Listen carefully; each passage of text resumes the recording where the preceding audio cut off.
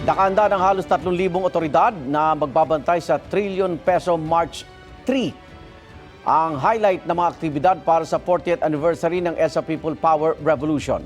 At live mula sa Quezon City, may unang balita si James Agustin. James! Igang, good morning. Mahigpit na yung seguridad na pinapatupad dito sa People Power Monument para sa ika-40 taong anibersaryo ng EDSA People Power Revolution. At nakatayo na igan yung stage na gagamitin sa programa mamaya na tinaguri ang Trillion Peso March Part 3. Tayo ang People Power kontra korupsyon at dinastiya. Mahigit 1,100 pulis po ng Quezon City Police District o QCPD ang nakatalaga sa lugar para magbigay seguridad. Tutulong din ang mahigit 1,600 force multipliers mula sa MMDA, BFP, DPOS, TTMD at QCDRMO.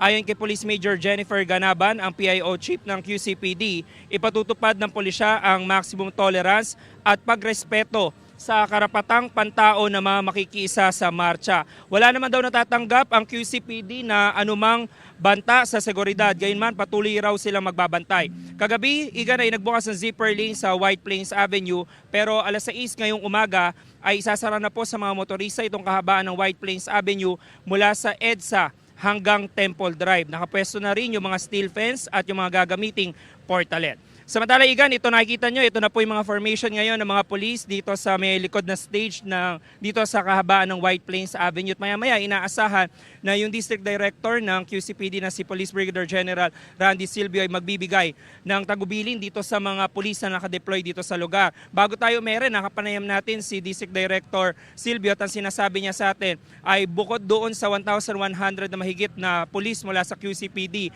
ay nagdagdag pa mula sa Northern Police District. Sa ngayon po, ay hindi pa naman sarado itong kahabaan ng White Plains Avenue pero nagre-ready na yung mga tauhan ng TTMD, DPOS maging MMDA para isara po ito sa daloy ng trapiko. Yung muna yung latest mula po rito sa Quezon City. Ako po si James Agustin para sa GMA Integrated News.